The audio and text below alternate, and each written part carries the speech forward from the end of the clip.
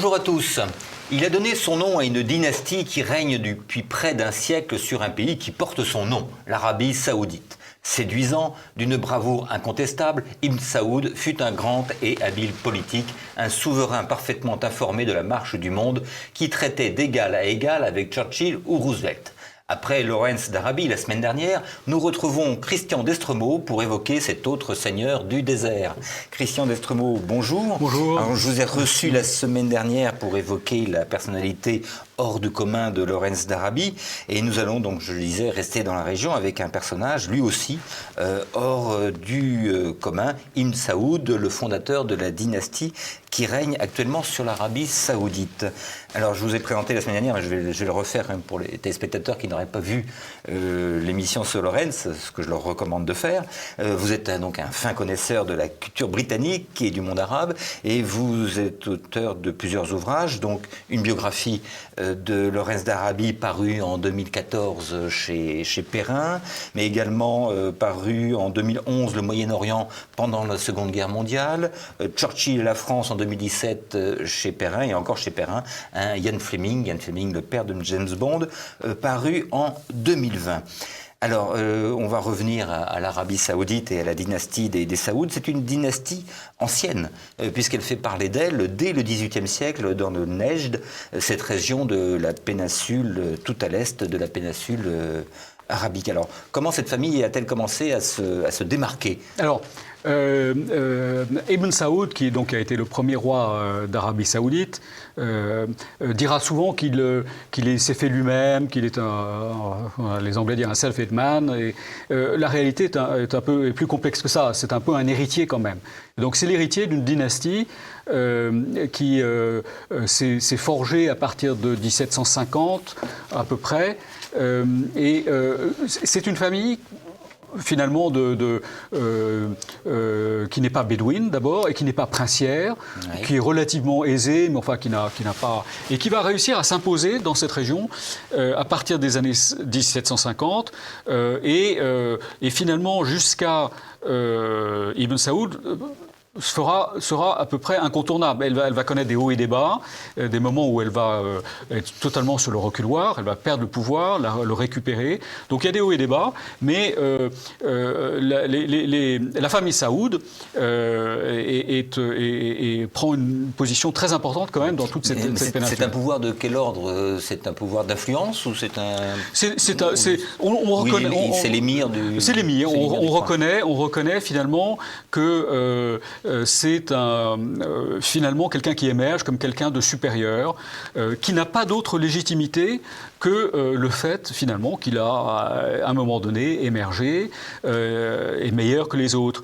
Nous parlions la semaine dernière de la famille des Hachémites. Les Hachémites ont cette caractéristique, c'est qu'ils peuvent se prévaloir de descendre du prophète Mahomet. Oui. C'est pas du tout le cas des Saouds qui n'ont aucune légitimité sur un plan religieux. C'est simplement une famille qui va réussir à prendre le pouvoir et s'imposer. Mmh. Et ça explique aussi la précarité de ce pouvoir. Finalement. Bien sûr. Alors, il y a un point fondamental qui est l'alliance des Saouds avec Mohamed Ibn Abd al-Wahhab, qui est je ne vais pas répéter le nom, mais qui est Wahhab. Alors, c'est un point très important dans l'histoire de cette famille, de l'émergence de cette famille. C'est une sorte de pacte, d'alliance, oui, un covenant qui a été forgé avec un prédicateur qui s'appelait Abd al-Wahhab, un prédicateur de la région, et qui apporte un message nouveau qui va peu à peu s'imposer dans toute la région et qui va permettre à la famille Saoud, qui cherche une sorte de ciment pour imposer son pouvoir aux tribus, et qui va le trouver avec ce prédicateur. Ce prédicateur dit quoi en fait ? Il a un message très simple. Il dit l'islam tel qu'il est pratiqué a été corrompu. Et il faut retourner aux origines, c'est ce qu'on appelle plus généralement la salafia, c'est le retour, oui, au message des gens de l'époque de Mahomet, et redonner à l'islam son lustre d'antan, non pas en augmentant la hiérarchie, en bâtissant des églises, enfin des mosquées, des lieux de culte, mais en revenant à un message tout simple. on pense assez facilement à Luther ou à Calvin. Hein, et d'ailleurs, dans ce message, il y a une volonté de revenir à une religion, un islam dépouillé de toutes les scories qui se sont accumulées à travers les siècles. Notamment le culte des saints personnages, ce qu'on appelle le soufisme, et de revenir à ce message tout simple. Et c'est un peu un coup de génie de l'aïeul de notre héros, c'est qu'il s'est rendu compte que ce message tout simple, eh bien, ça allait lui donner un peu, comme je disais, une sorte de ciment, ou en tout cas, ça allait une idéologie pour imposer son autorité, qui jusque-là se fondait surtout sur l'utilisation de l'argent ou bien des méthodes beaucoup plus profanes, si vous voulez. Alors en 1803, la famille Saoud prend la Mecque. Oui. Il ne faut pas oublier que nous sommes dans l'Empire ottoman. Alors nous sommes dans l'Empire ottoman, mais c'est une région est-ce que ça inquiète les Ottomans? Effectivement, c'est une région. Sa région d'origine, ce qu'on appelle le Nejd, c'est une sorte pour les Ottomans de no man's land. C'est-à-dire tant qu'il ne se passe pas grand-chose, ils ne s'y intéressent pas. C'est au centre de la péninsule. Voilà, ils n'ont pas de troupes, mais c'est reconnu comme étant une province, une sorte de province un peu indéfinie de l'Empire ottoman. En revanche, tout ce qui compte, tout ce qui est à l'ouest de la péninsule, c'est le Hedjaz, là où se trouvent les lieux saints, c'est-à-dire la Mecque et Médine, sont d'une importance beaucoup plus grande importance. Et le fait que cette famille conquiert ces lieux saints est un motif de grande inquiétude pour Constantinople. D'autant que les guerriers wahhabites vont faire quelque chose, deviennent des sortes d'iconoclastes. Ils vont détruire un certain nombre de grands symboles de la religion, notamment des tombes, les tombes des familles du prophète Mahomet, tout ce qui détourne en fait du culte pur de Dieu. Il s'agit on avait tendance à rendre au prophète Mahomet un culte et qu'il considère tout à fait exagéré. D'ailleurs, les wahhabites purs refuse qu'on rende hommage au prophète Mahomet. Le risque étant qu'on associe à Dieu un culte différent. Et c'est contre cela qu'il lutte. La prise de la Mecque par la famille Saoud déclenche l'alerte à Constantinople, et ils vont demander, à ce moment-là, ils vont déléguer auprès de Mehmet Ali, qui est l'émir, si vous voulez, d'Égypte, la mission de reconquérir le Hedjaz et plus généralement l'ensemble de la péninsule. Alors, on ne va pas raconter l'histoire de toute la famille, parce que c'est Ibn Saoud qui nous intéresse. Donc, en grosso modo, c'est une famille qui a connu des hauts et des bas jusqu'à la fin du 19e siècle. Et donc, Ibn Saoud, lui, naît en 1880. 80. Où en est sa famille Alors, sa famille est sur le reculoir parce qu'ils ont une grande famille rivale plus au nord, dans la péninsule, dans une partie qui est basée sur une ville qui s'appelle Haïl, et qui a surtout cette force, c'est qu'elle a une tribu très puissante avec elle, qui s'appelle les Chamars, et qui est une tribu non seulement importante en taille, mais qui est très cohérente, et qui leur permet non seulement de résister aux assauts des Saouds, mais même de les vaincre. Et lorsque Ibn Saoud naît, eh bien, à Riyad, qui est devenue la capitale de la région, Riyad est devenue la capitale de cette famille rivale, les Rachides. C'est une affaire compliquée, mais voilà. Donc, ils sont en tout cas, ils sont sur le reculoir. Et d'ailleurs, c'est à ce moment-là que le petit garçon qui s'appelle Abdelaziz, qui ne s'appelle pas encore Ibn Saoud, est exilé dans le désert à dos de dromadaire avec sa sœur et réfugie auprès d'une tribu à l'est de la péninsule, la tribu des Moura. Et c'est là où il va faire l'apprentissage, mais dans des conditions presque de clandestinité, si tant est que la clandestinité existe dans ces étendues désertiques. Il va faire l'apprentissage l'apprentissage de la vie bédouine. Donc une vie très rude. Une vie très rude, mais en même temps une vie qui a une certaine poésie. Il y a une liberté qu'il y a chez les Bédouins qu'il n'a pas forcément en tant que citadin. Parce qu'au départ, c'est une famille de citadins, en fait. Et auprès des Bédouins, il découvre l'aventure, en fait. Et après, cet épisode, en fait, il finit par retrouver son père au Koweït. Alors, Koweït, qui est une petite principauté, en quelque sorte indépendante, et c'est là qu'il va faire son apprentissage plus en profondeur. Alors, en 1902, il a 22 ans et il va commettre un acte fondateur dans son histoire, qui est la prise de Riyad. Qu'est-ce qui le pousse à aller attaquer Riyad ? Parce que sa seule ambition, plus d'ailleurs lui que son père, qui est un homme un peu effacé, sa seule ambition, c'est de reconquérir les terres, le domaine, qui a été celui de ses aïeux. Et donc, il va lancer une petite expédition. Alors, ce sont une trentaine, ce sont des escarmouches, hein, une quarantaine de fidèles. On va les appeler les 40 voleurs, d'ailleurs. Ils vont surprendre la garnison de Riyad et son gouverneur, et ils vont reprendre le contrôle de la ville de Riyad, qui lui donne une base. Alors, ça ne veut pas du tout dire qu'il contrôle toute la région. Ça sera un long processus complexe, avec des négociations, avec des petites batailles, mais il a pris quand même le cœur, disons, la ville importante de la région. Et c'est une grosse ville, Riyad ? Il y a peut-être 10 000 habitants, si vous voulez. C'est un bourg, c'est un gros bourg. Un gros bourg, c'est une palme avec une cinquantaine de une palmeraie. C'est une affaire une opération commando. Et c'est comme ça, ces guerres dans le désert, ce sont des escarmouches, ce sont des petits combats. Et puis il y a des points de bascule, si vous voulez. Mais il impose psychologiquement. De toute façon, la famille Rachid avait pris le pouvoir à Riyad. C'était pas ça. C'était des conquérants. C'était des gens de l'extérieur. Par la force. Par la force. Et eux, leur bastion, c'est quand même plus au nord. Et donc son père vous disiez que c'était un homme effacé, son père va lui céder le pouvoir. Son père lui cède le pouvoir. Alors pendant un certain temps, Ibn Saoud va conserver l'apparence. C'est un peu d'ailleurs la même situation qu'aujourd'hui avec MBS et son père. Hein. Oui. Son père est quelqu'un d'effacé, mais qui est très respecté sur un plan religieux.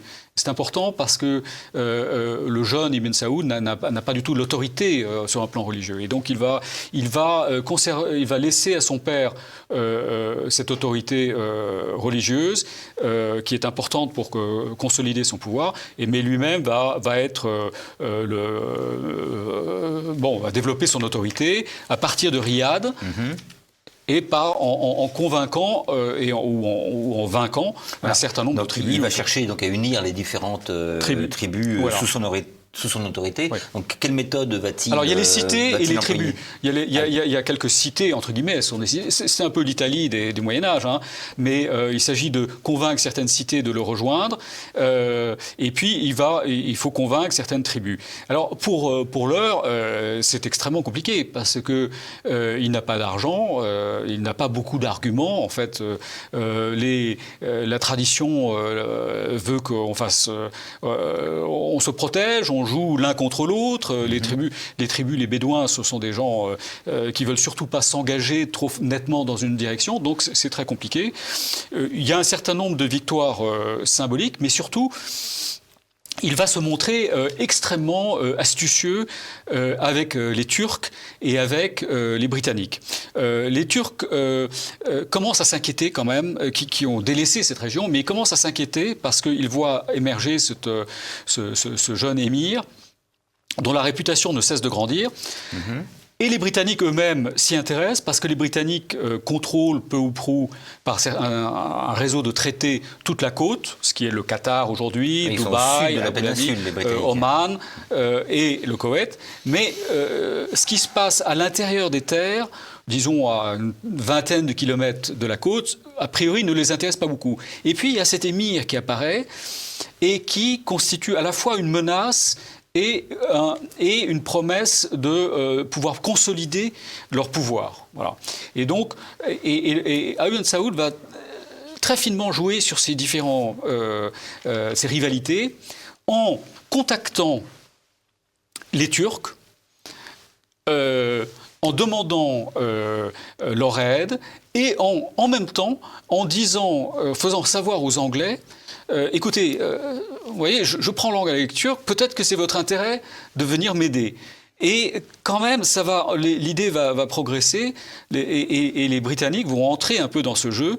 Ultérieurement, ça va prendre quelques années, d'abord en envoyant des émissaires et puis en signant un traité, en lui octroyant des subventions. Surtout au départ, parce que les Turcs s'y intéressent, et pour contrer un peu cette avancée, ce risque d'avancée turque. Enfin, ils naviguent quand même adroitement entre les deux puissances. Ils naviguent de façon extrêmement adroite entre les deux puissances. En fait, ce qu'il applique dans sa politique à l'égard de tribus qui seraient opposées ou en rivalité, eh bien, il l'applique à un niveau plus grand, et c'est là où son véritable génie politique apparaît, aux grandes puissances. Alors que c'est un homme pas analphabète, mais qui ne connaît pas les relations internationales. Eh bien, il va monter très vite un talent, je trouve, assez extraordinaire, avec cette perception extrêmement fine des rapports de force, de l'équilibre, de ce qui marche, et une certaine audace, parce qu'il s'adresse au sultan comme s'il était un homme extrêmement important. Son égal. Là, on est dans quelles années à partir de 1904-1905, voilà. Ah oui, donc vraiment... Très vite, très vite. Il envoie une première lettre aux Turcs, je crois que c'est 1903, en disant, écoutez, j'ai envie de... Et il va voir, mais en même temps, il contacte les Britanniques. Alors, je vais revenir à l'unification des différentes tribus. Est-ce qu'on est dans un modèle qu'on pourrait qualifier de féodal? C'est-à-dire qu'il faut aller se faire la guerre, se réconcilier, se marier? Est-ce que ça tout à fait. On est dans un modèle féodal. Les tribus, le problème des tribus, alors, faut bien comprendre, les tribus ne sont pas forcément bédouines. Il y a des tribus qui sont citadines. Oui, expliquez-nous la différence. Alors, la différence, le bédouin, c'est un mode de vie dans le désert. C'est un nomade. C'est un nomade. C'est un nomade. Qui fait du commerce. Qui fait un peu de commerce, principalement d'ailleurs de dromadaires. C'est son principal source de commerce. C'est un commerce important, le commerce des dromadaires. Oui, ce sont des nomades éleveurs. Ce sont des nomades, mais en même temps, ils ont une distraction, un sport national qui est la razzia. C'est-à-dire qu'on va, quand on a besoin soit de se nourrir, soit d'argent, eh bien, on va faire une expédition contre la tribu voisine et on va razzier. Et ça crée, tout cela est totalement anarchique. Ouais. Et comment, pour un homme politique qui cherche à unifier la péninsule, prendre contrôle de ces gens, ça nécessite beaucoup de bluff, en fait. Beaucoup de bluff. Parce que pour l'heure, au début du siècle, il n'a pas beaucoup d'argent, il est très pauvre, enfin son pouvoir, son gouvernement est très pauvre, disons, et beaucoup de bluffs et des victoires symboliques. Et sa personnalité, la force de sa personnalité. Je ne vois pas trop d'autres explications pour montrer comment il réussit à progressivement, mais lentement, on est presque en tache d'huile, pourrait-on dire, à étendre son pouvoir. Je voudrais que vous nous parliez des Irwan, de la révolte des Irwan. Qu'est-ce que c'est exactement? Alors, l'Irwan, c'est un mouvement...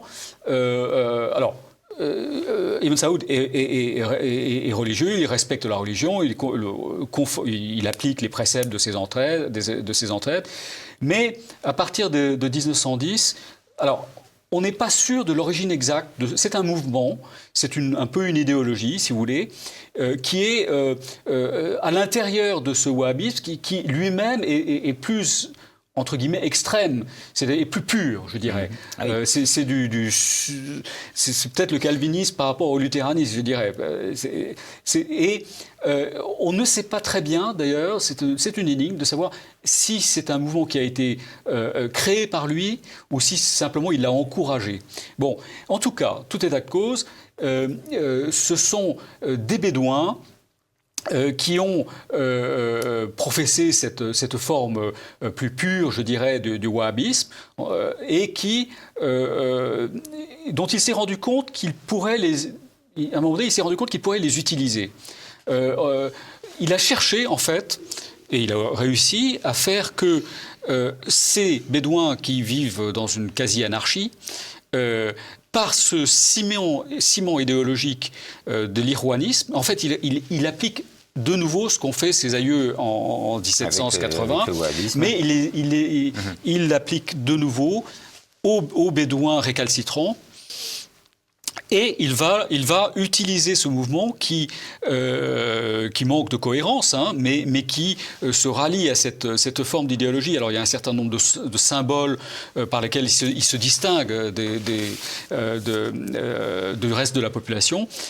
Et ça va lui donner une force de frappe parce qu'il y a cette idéologie qui sert de ciment et il y a en même temps les qualités militaires des Bédouins.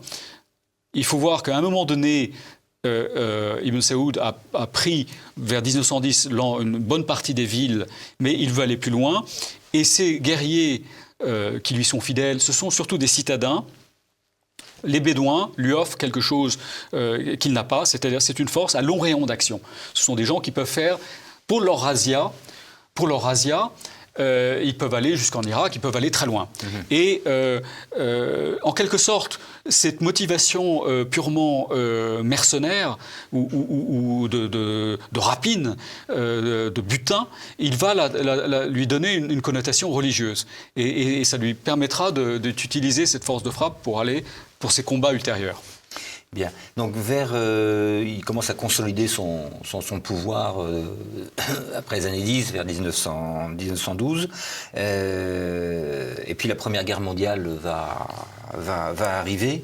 Que fait-il à ce moment-là? Est-ce qu'il prend le parti des... Alors c'est assez complexe. Il joue encore un double jeu, d'autant que la Turquie, jusqu'en novembre 14, n'a pas pris position dans la guerre. Elle n'entre dans la guerre qu'en novembre 14. Donc il demande un traité aux Turcs et puis finalement il s'adresse aux Anglais. Il y a eu des émissaires britanniques qui ont été le voir, notamment un certain William Shakespeare, personnalité très intéressante, assez fascinante d'ailleurs d'aventurier britannique. Sans eux. Sans eux, effectivement. Lui succédera plus tard le fameux Philby, qui est le père du grand espion britannique, du traître Kim Philby, qui est une autre personnalité passionnante. On en a parlé ici. Et donc il joue une sorte de double jeu. Il observe finalement, il faut dire que c'est un conflit européen, tout ça c'est très loin. Mais il se rend compte, en fait il cherche toujours à profiter des situations pour en tirer le plus intéressant pour lui. Parce que son pouvoir est très fragile. Oui. Il s'agit encore une fois de profiter de ce grand conflit, du conflit mondial, pour consolider ses positions, voire les étendre. Alors une fois que la Turquie rentre en guerre, est-ce qu'il prend vraiment la position ? Alors il prend les Turcs ne prennent pas finalement n'entrent pas dans son jeu à tort d'ailleurs. Tout ça est quand même un peu lointain pour eux. Et finalement les Britanniques qui eux, comme je vous le disais, ont toute cette suite d'intérêts, d'émirats qu'ils influencent le long de la côte, sont d'autant plus intéressés de signer un traité avec lui et de le soutenir, qu'ils ont des ambitions en Mésopotamie. Il s'agit de faire ils vont lancer une campagne d'ailleurs assez tragique pour essayer de prendre Bagdad, remonter pour vaincre les Turcs dans la région. Et donc, ils ont besoin de s'assurer que sur le flanc, il faudrait voir ça sur une carte, mais sur leur flanc, il n'y a pas des menaces et qui auraient pu être incarné par Ibn Saoud et ses hommes. Donc ils vont signer un traité avec lui et ils vont le reconnaître comme émir le titre c'est émir du Nejd et de ses dépendances, c'est-à-dire de toute une zone, et ils vont ils commencent à lui fournir des subventions. C'est ce qui intéresse le plus Ibn Saoud. Il se bat contre les Ottomans ? Non, durant cette phase, les Ottomans se sont repliés en Mésopotamie, donc il n'est pas en contact direct avec eux. D'accord, donc il n'a pas son Laurence d'Arabie avec lui. Il n'a pas son Laurence d'Arabie. Alors, il a un émissaire britannique, comme je disais, qui va venir le voir, mais 2 ou 3 ans plus tard, vers 17, qui est Philby. Mais il n'est pas... tout ça est trop loin. Les Turcs ne sont pas présents et il n'a pas de contact dans lequel il pourrait opérer contre eux. Alors, en revanche, une fois la Turquie vaincue, il a les mains libres dans la péninsule et il va se lancer à la conquête du reste du territoire. Alors, il voit d'un très mauvais œil, tout de même, que, grâce en partie à Laurence d'Arabie, les Hachémites, qu'il déteste, ont pris le pouvoir et on le vend en poupe, en fait. Et, tout ça l'agace énormément parce que son objectif lointain, c'est celui qui avait été celui de ses aïeux, c'est de conquérir l'ensemble de la péninsule arabique, donc le Hedjaz et les lieux saints, parce que les lieux saints, c'est le prestige, c'est l'argent, parce qu'il y a les pèlerins qui rapportent beaucoup d'argent, enfin beaucoup, par rapport à son trésor, au trésor qu'il a pour le moment, c'est considérable. Et c'est son objectif, il y pense toujours, comme je le disais. Alors, il va entreprendre donc la conquête des autres régions de la péninsule. Alors comment il réussit avec l'appui, c'est là où les Ikhwan, ce groupe de ces mouvements plutôt fanatiques, va être très précieux, parce qu'ils ont un impact psychologique. Ils arrivent devant les villes de Hedjaz, ils font pas de quartier, il faut dire, et leur simple présence psychologique va créer des moments d'effroi. Enfin, ça a été la technique utilisée d'ailleurs par l'État islamique au Moyen-Orient ces dernières années, c'est-à-dire l'effet psychologique par la terreur. Il va l'utiliser.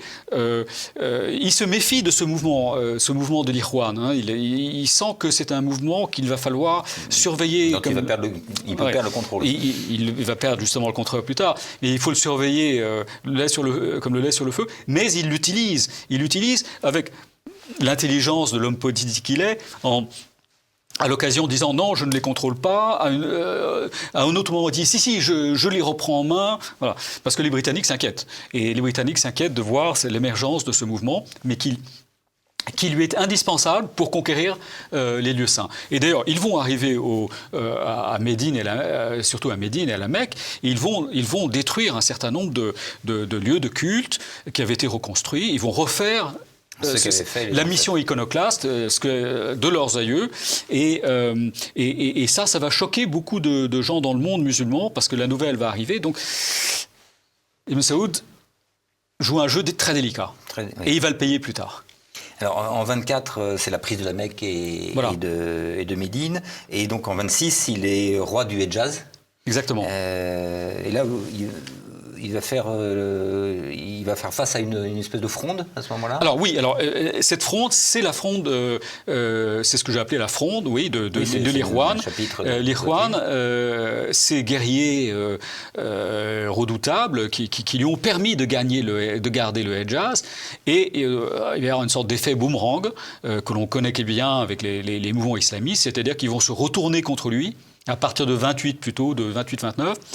Alors, ils reviennent, après avoir conquis le Hedjaz, ils espéraient plus, ils espéraient aller encore plus loin, ils espéraient imposer leur vision de l'islam, et ils espéraient peut-être aller vers la Syrie. Non, ils sont obligés de revenir dans leur zone de pâturage traditionnelle, donc c'est un peu les demi-soldes de l'époque, et là, ils vont réagir et se retourner contre lui en disant... parce qu'on se tutoie beaucoup dans cette région, Abdelaziz, tu nous as utilisés, tu nous as instrumentalisés, tu nous as promis beaucoup de choses, ceux qui sont morts, ils sont au paradis, évidemment, mais ceux qui ne sont pas morts, il faut quand même qu'ils ont besoin il faut bien vivre, et ils vont se retourner contre Ibn Saoud, et ce sont des moments son pouvoir est vraiment très fragile à ce moment-là, 1929-1930, mais il va réussir par un effort important et soutenu par les Britanniques, l'argent des Britanniques et aussi un peu les avions de la RAF, il va réussir à retourner la situation et à mater cette révolte. Mais cette révolte, pour revenir à nous reporter bien des années plus tard, existe encore un peu dans l'esprit des gens, et cette idée de trahison finalement par le pouvoir qui a utilisé la religion pour consolider ses positions, pour conquérir des nouvelles terres, et après qu'il va se débarrasser de ces gens qui l'ont servi, eh bien, est encore assez présente aujourd'hui. Et le reproche à la dynastie actuelle lui a été souvent fait, même par les mouvements extrémistes, mais pas que. Parce que le wahhabisme a quand même joué un rôle central dans l'unification du pays. Oui, le wahhabisme. C'est-à-dire que d'ailleurs, le wahhabisme n'est presque plus un sujet. Il s'est imposé. Hein, la forme de culte, qui est surtout le wahhabisme est surtout une pratique de la religion. Hein. Il n'y a pas d'idéologie. Il n'y a pas d'idéologie nouvelle. C'est pas comme le chiisme, qui est une vraie rupture par rapport à la branche principale, qui est au tronc principal, qui est le sunnisme. Donc, il n'y a pas de problème. Il y a quelques éléments encore du chiisme en Arabie, mais bon, ils ont leur vie, voilà. Donc, le wahhabisme, c'est l'interprétation, c'est la façon dont on pratique ce wahhabisme, qui a encore des nuances. D'ailleurs, dans cet islam, disons, purifié, eh bien, il y a les plus purs et les un peu moins purs, si vous voulez. Alors, en 1932, il a conquis toute la péninsule. Absolument. Et c'est la proclamation, la fondation du royaume d'Arabie saoudite, à qui donc il donne vraiment son nom. Effectivement, c'est très important à souligner. Oui. C'était pas le cas avant. La famille des Saouds, parce que lui s'appelle son vrai nom c'est Abdelaziz, fils de son père qui est Abdelrahman, et il a pris ce nom Ibn Saoud qui est une référence un peu à cette famille, à la famille des Saouds. Son aïeul s'appelait Saoud. Voilà, Ibn c'est fils. Il n'est pas le fils de Saoud, mais enfin il descend des Saouds. Et il va imposer ce nom, qui est le nom de sa famille, à ce royaume. Et c'est quand même un moment fondateur, parce que c'est le moment où la dynastie des Saouds se confond avec le royaume et le pouvoir. Avec la famille. Donc, quelle est l'importance d'ailleurs de la famille pour Ibn Saoud ? Alors, la famille, d'abord, la famille est d'abord un instrument. Alors, c'est un instrument de pouvoir parce que il se marie, il a beaucoup de femmes. Il a droit à 4 femmes, hein, selon l'islam, mais il les divorce très facilement. Et c'est un instrument de conquête. Comme les souverains du Moyen Âge, on épouse pour des raisons politiques, et ça permet de rallier certaines tribus. Mais quand on a beaucoup de femmes, forcément, on a aussi souvent beaucoup d'enfants. Donc, on estime qu'il a eu une quarantaine de fils vivants. Une quarantaine de fils vivants. Alors, il y en a qui sont décédés. Son fils, ce que j'ai découvert dans ce livre, c'est que son fils préféré était mort de la grippe espagnole en 1918, ainsi que deux de ses autres fils. Je signale ça au passage parce que il me semble que c'est très intéressant de voir ce côté personnel. Et je pense qu'Ibn Saoud a un sentiment, qui est un homme très sûr de lui, finalement, charismatique, mais il a un grand sentiment de la précarité des choses. Qui est dû à son enfance, vous pensez ? Qui est peut-être dû à son enfance. À ses morts de son fils préféré, les morts dans sa famille aussi tout au long des combats, et puis l'hygiène, les problèmes de santé, la précarité de la vie dans le désert, hein, qui est par définition la vie du bédouin, bien qu'il ne soit pas bédouin lui-même, il est imprégné de la pensée bédouine, enfin des comportements bédouins. Et la vie du bédouin est par définition d'une précarité totale. Et je suis convaincu que cette précarité est encore, ce sentiment de précarité est encore à l'arrière-plan aujourd'hui dans les pensées des dirigeants de ses fils. Donc il a 40 fils. 40 fils, ça fait 40 espoirs, mais ça peut aussi un jour constituer 40 sources de menaces. Oui. Parce qu'il n'y a pas d'ordre de succession établi. Il n'y a pas de primogéniture. Tout ça est très vague. D'ailleurs, pour revenir en arrière, le prophète Mahomet, on m'a souligné lui-même, n'avait pas désigné de successeur. Ce ce qui a été un grand problème à l'époque de sa mort, et ce qui a donné ce qu'on appelait la grande discorde entre les différentes au sein de l'islam. Si vous voulez. Et donc on retrouve cette situation, c'est-à-dire qu'il a 40 fils, il n'y a pas d'ordre. Et très tôt, je dirais vers les années 30, cette question de sa succession, parce que finalement, l'homme, il n'est plus l'homme qu'il a été, le combattant qu'il a été dans les années 20. Il commence à vieillir. Tout le monde est frappé d'ailleurs par ce changement chez lui. Il continuera à avoir des enfants très tard, par contre. Oui. Mais ce qui le rassure quand même, et ce qui est un moyen pour lui de montrer qu'il est là, il est encore dans le coup. Mais il se préoccupe très vite de sa succession. Alors, il a joué aussi, alors ce qui est étonnant, c'est qu'il fonde ce royaume à partir de l'unification de différents territoires traversés par les Bédouins. Donc il joue un rôle central dans l'élaboration de l'identité finalement de l'Arabie saoudite.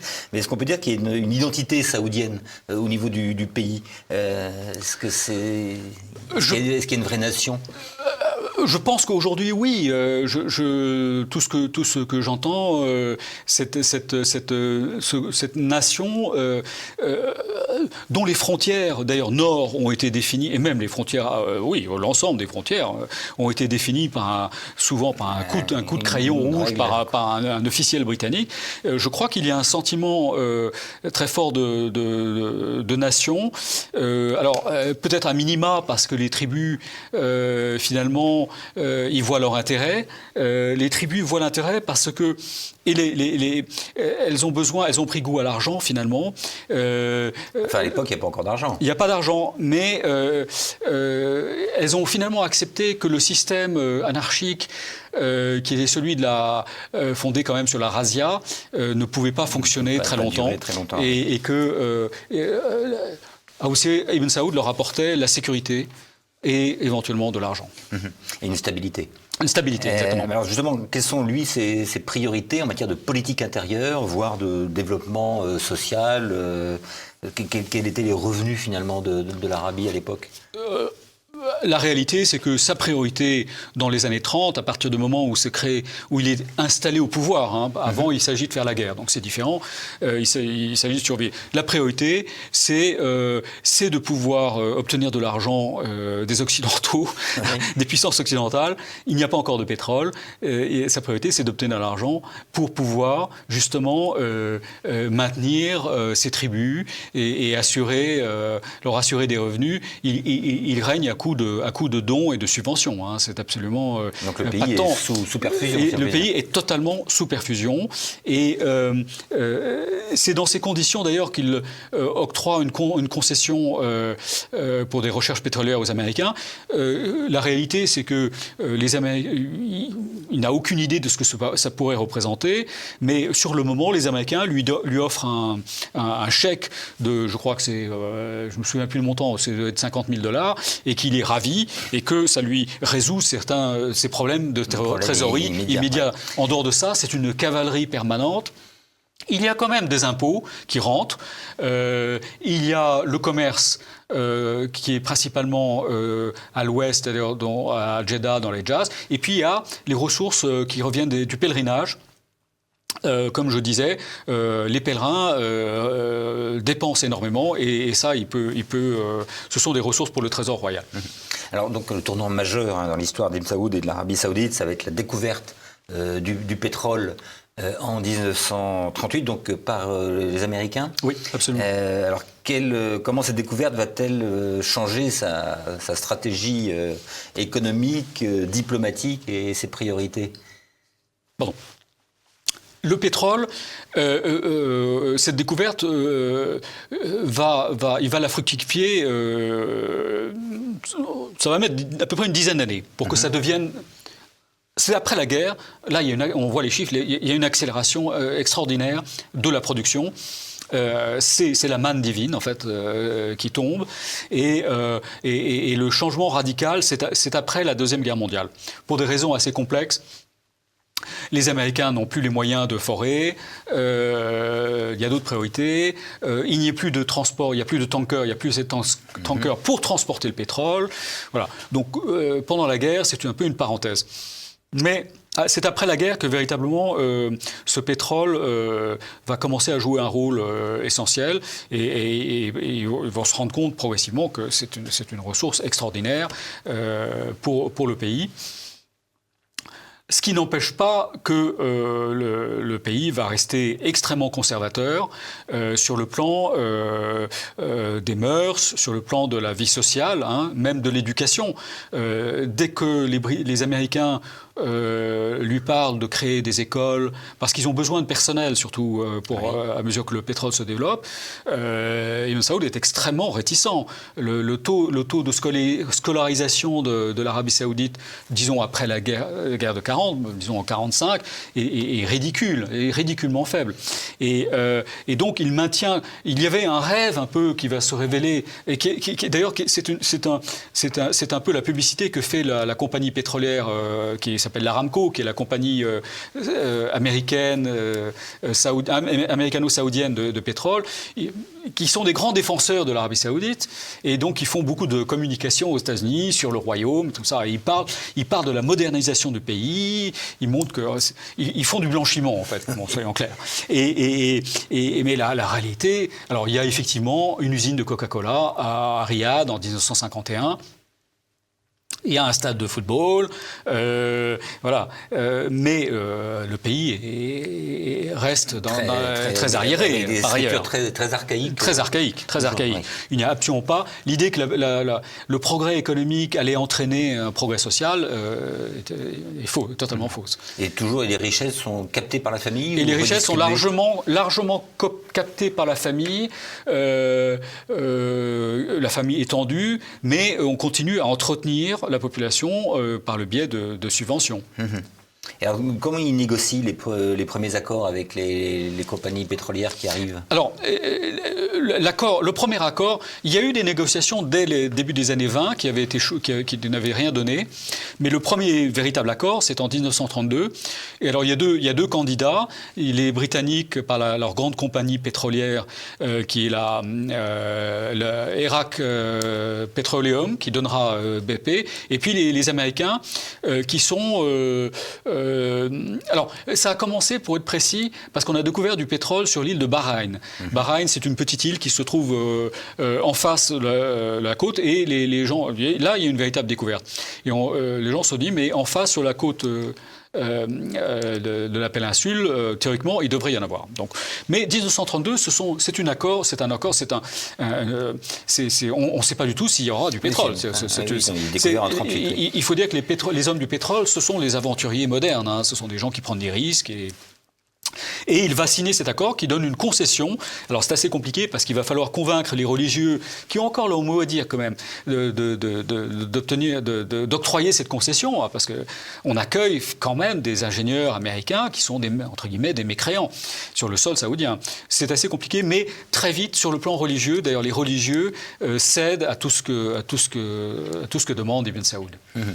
Et au niveau je disais en introduction qu'il discutait d'égal à égal avec Churchill, Roosevelt. Comment il gère les relations internationales après la guerre?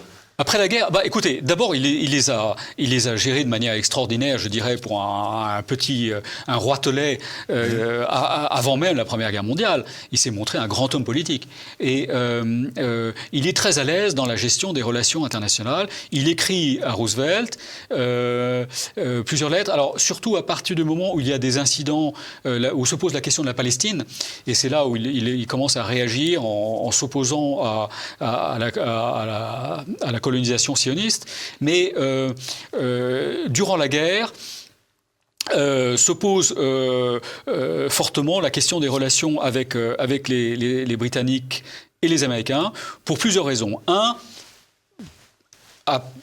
Pour le pétrole à venir, qui n'est pas encore là, mais les hommes du pétrole à Washington, qui sont représentés à Washington, font un lobbying intense pour qu'on aille plus loin dans ces accords. 2, pour la question de Palestine.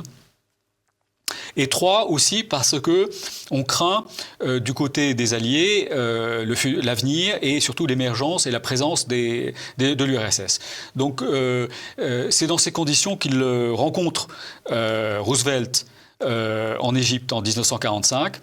C'est la fameuse rencontre à bord du croiseur américain, le Quincy. Et il rencontre Churchill dans la foulée. On a appelé ça, je reste brièvement là-dessus, on a appelé ça, à tort, le pacte de Quincy.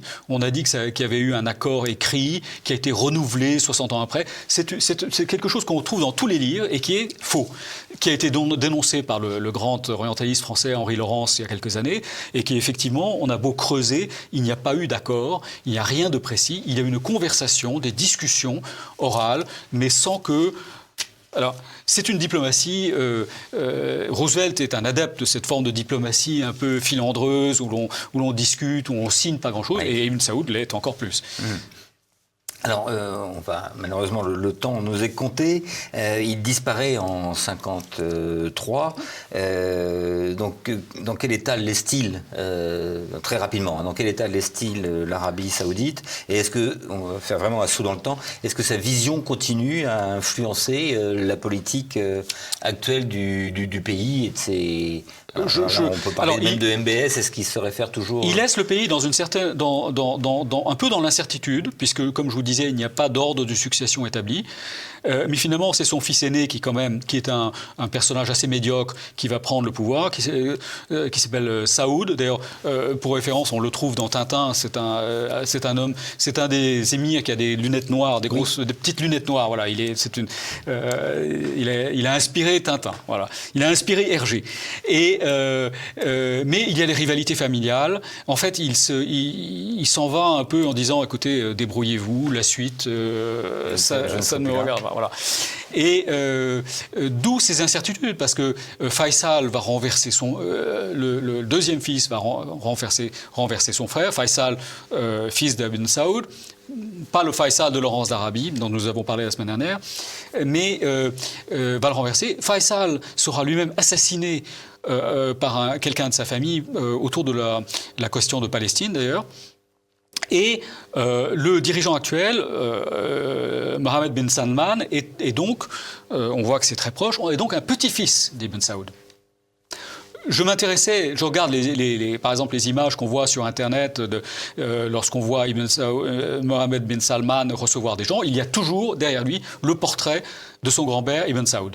Donc qui est la référence absolue, parce que c'est pas son père, il aurait pu mettre le roi Salman qui est le roi actuel. Non, c'est Ibn Saoud qui est présent et qui joue un rôle qui a une grande influence sur, je crois, le pays aujourd'hui.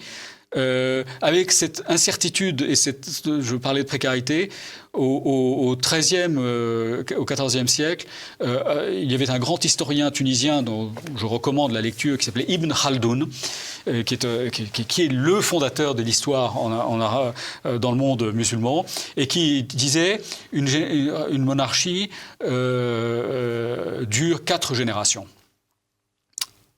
Au-delà, c'est fini, ça finit. Voilà. Nous en sommes à la 3e avec Mohammed bin Salman. Bien. Écoutez, l'avenir nous le dira. En attendant, je renvoie les lecteurs pour en savoir beaucoup plus. Il y en a tellement à dire sur Ibn Saoud, seigneur du désert, roi d'Arabie, paru aux éditions Perrin. Merci infiniment Christian Destremaux.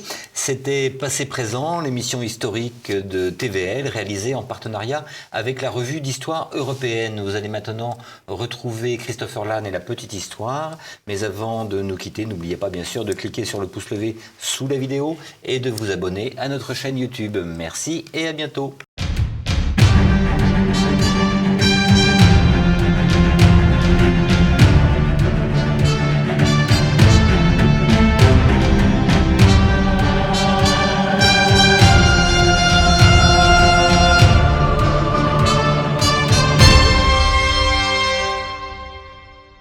Aujourd'hui, on va parler d'une histoire à la fois dramatique et amusante, à la fois noble et pathétique, le vol du cercueil de Pétain.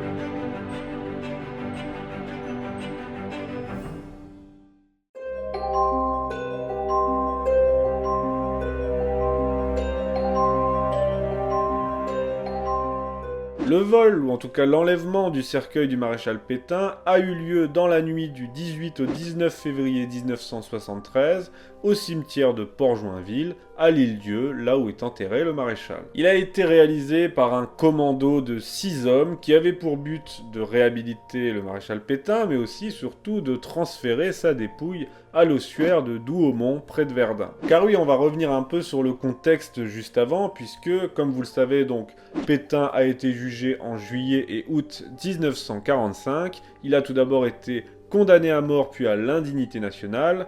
Ensuite, le général de Gaulle a commué sa peine en perpétuité. Il a donc été incarcéré au fort de la Citadelle sur l'Île-Dieu, et en juin 1951, eu égard à son état de santé, il a été transféré dans une petite maison, toujours sur l'île, juste à côté du fort. C'est dans cette maison qu'il décède un mois plus tard, le 23 juillet 1951, et le surlendemain, il est enterré dans le cimetière de la petite commune, alors qu'il avait demandé dans son testament en 1938 d'être enterré à Verdun au milieu de ses hommes. Ça lui sera toujours refusé, et ça le sera par la suite à tous ses défenseurs.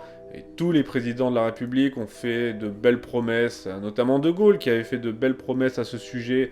Il n'en a rien été, Pompidou c'est pareil. Donc ça a remonté quelque peu ses militants, et bien là, nous sommes en 73, et ces hommes décident de passer à l'action. La tête pensante de cette opération, c'est l'avocat Jean-Louis Tixier-Vignancourt. En janvier 73, il se rend tout seul sur l'Île-Dieu pour faire quelques repérages, notamment regarder les horaires de ferry parce qu'il y a une marée, on ne peut pas accéder à l'île, on ne peut accéder à l'île que par le ferry. Ensuite, lui ne va pas y participer, mais il monte toute cette opération avec un certain Hubert Massol, qui est l'un de ses bras droits, qui fait appel lui-même à 5 autres personnes, dont un artisan funéraire, bah oui, il faut bien savoir comment ouvrir le tombeau, etc. On décide que l'opération se fera dans la nuit du 18 au 19 février, soit quelques semaines avant les élections législatives, histoire de faire du bruit, de réhabiliter Pétain, et aussi surtout 2 jours avant le 21 février, qui est la date anniversaire de la bataille de Verdun. Tout commence le 16 février... Il y a de la fumée là. Tout commence le 16 février, une de leurs complices, Solange Bosch, oui, Solange Bosch, il y a des noms, ils s'inventent pas. Solange Bosch se rend sur l'île avec une estafette de location, une petite Renault estafette, prétendant aller au marché, ce qu'elle fera d'ailleurs, mais quelques jours plus tard, elle repart de l'île à pied en laissant la camionnette sur place. Ensuite, les 5 autres membres arrivent comme simples passagers par le ferry le dimanche et ils s'installent à l'hôtel des voyageurs. Le soir même, enfin dans la nuit de dimanche à lundi, avec Hubert Massol, ils décident de passer à l'action, donc ils montent à bord de leur Renault estafette, ils se dirigent vers le cimetière, là ils éteignent le moteur, ils éteignent les feux, ils ouvrent la grille et pénètrent dans le cimetière en faisant très attention, surtout que la gendarmerie est située juste à côté du cimetière, et d'ailleurs il y a des fenêtres de la gendarmerie qui donnent directement sur le cimetière. Malgré tout, ils sont prudents, ils ouvrent le tombeau avec une baramine, ils sortent le cercueil, le mettent dans l'estafette, et ensuite ils prennent soin de bien refermer le cercueil, ils refont même les joints avec du béton, ils nettoient un peu aux alentours les graviers pour ne pas laisser de traces, et ils s'en vont dans le plus grand silence. À ce moment-là, ils retournent à l'hôtel, ils y boivent un petit coup de champagne pour fêter ça, et ensuite, à 4 h du matin, ils reprennent le ferry en direction le continent. Le problème, c'est que vers 9 h, dès le lendemain matin, dès le matin, vers 9 h, l'employé municipal fait sa ronde habituelle dans le cimetière.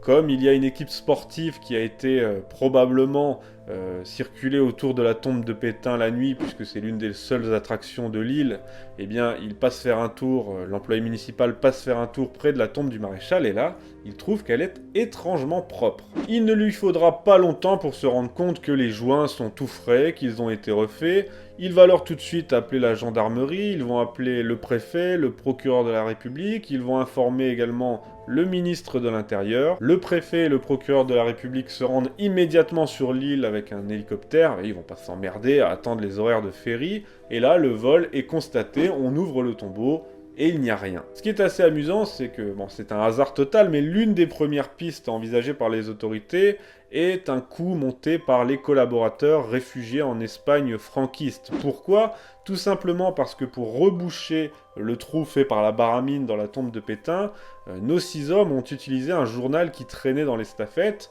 et il s'avère par pur hasard que c'était un journal espagnol. Donc quand les gendarmes retrouvent ça, ils se disent, eh bien, ça peut venir de l'Espagne franquiste, et c'est là leur première piste. Pendant ce temps, nos 6 hommes, eh bien, ils font route, ils sont arrivés sur le continent, ils font route en direction de Verdun avec leur estafette, ils pensent que rien ne s'est passé, que tout va bien. Vers midi, ils s'arrêtent dans un restaurant en bord de route, et là, ils apprennent par la radio que le vol a été constaté, et on en parle partout, à la radio, à la télé, les journaux, ce sera le lendemain, mais en tout cas, on en parle beaucoup. Là, évidemment, ils se retrouvent un peu comme des cons, donc déjà, ils ont manqué un rendez-vous chez un noble, je vais pas rentrer dans les détails.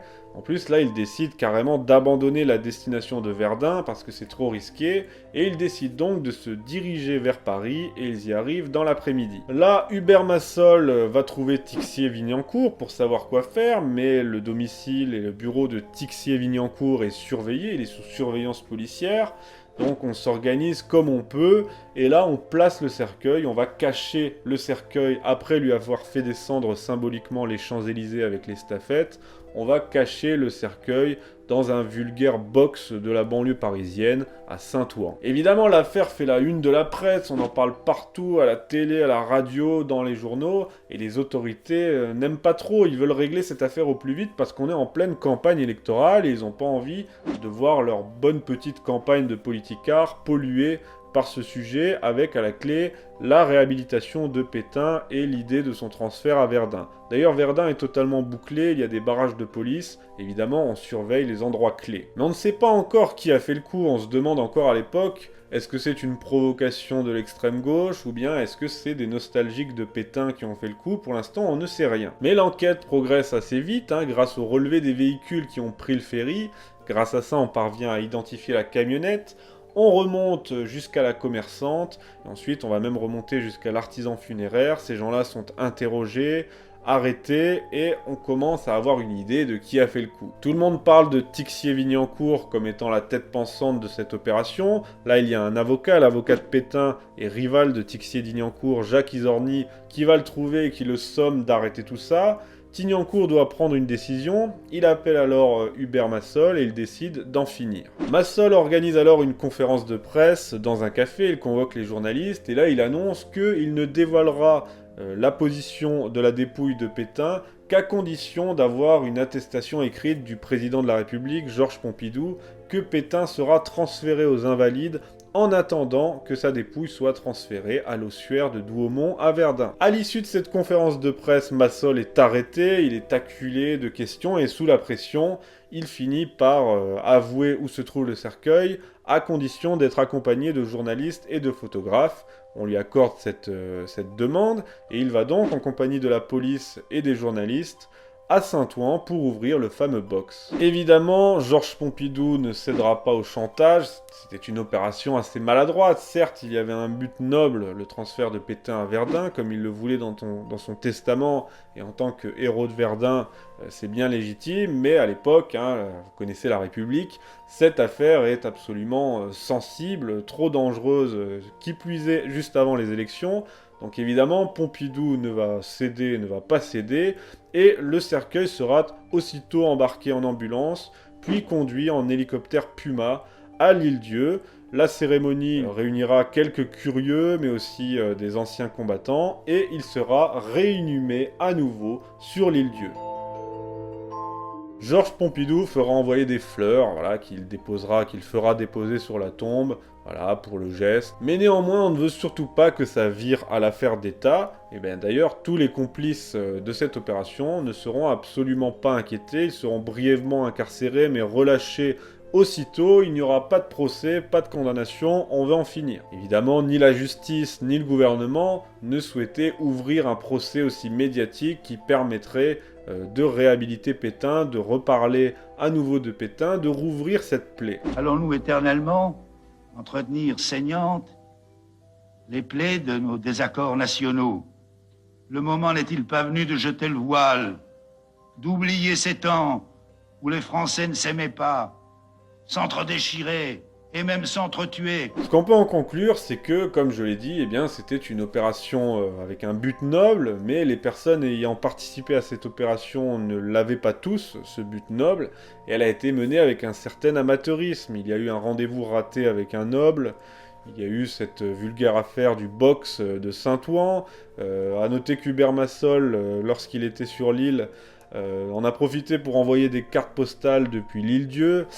Il y a ce journal, enfin voilà, c'était une affaire assez amateur, et je ne sais plus qui parmi cette bande a d'ailleurs gravé ses initiales au couteau sur le cercueil de Pétain. C'est assez limite comme hommage. Et puis quelle naïveté de penser qu'en mettant le couteau sous la gorge de Pompidou, on pourrait obtenir ce qu'on voulait. Sachez qu'il existe un documentaire de France 3 sur le sujet qui s'appelle « On a volé le maréchal », réalisé par Cédric Condom et écrit par l'historien Jean-Yves Le Naour. Bon, je peux vous conseiller ce documentaire si vous souhaitez voir des images d'archives et vous voir conter toute cette histoire, mais il est assez engagé politiquement, évidemment, contre Pétain, et il est aussi assez méprisant, extrêmement méprisant, à la fois pour ces hommes, les hommes de ce commando, qui sont tournés au ridicule, mais bon, même s'il y a des raisons, mais aussi en faveur des gens qui se rappellent du Pétain de 14, des anciens combattants. Et c'est teinté de mépris, et au final, à la fin de ce documentaire, eh bien on se réjouit presque, enfin même pas presque, la voix off se réjouit que Pétain finisse par tomber dans l'oubli. Donc voilà, vous faites ce que vous voulez, en âme et conscience, si vous voulez aller voir ce documentaire, allez-y, mais je vous ai quand même raconté l'essentiel de cette affaire rocambolesque. Merci à tous d'avoir suivi ce nouvel épisode de La Petite Histoire, très plaisant à raconter. J'espère que ça vous a plu. Si vous voulez faire découvrir cette petite affaire amusante et symbolique à vos amis, eh bien partagez la vidéo. N'oubliez pas d'aimer la vidéo juste en dessous sur YouTube pour permettre un meilleur référencement, une meilleure visibilité, et de soutenir TV Liberté, la première chaîne de réinformation de France, avec son émission La Petite Histoire évidemment. Je vous dis à la semaine prochaine, mardi, à bientôt.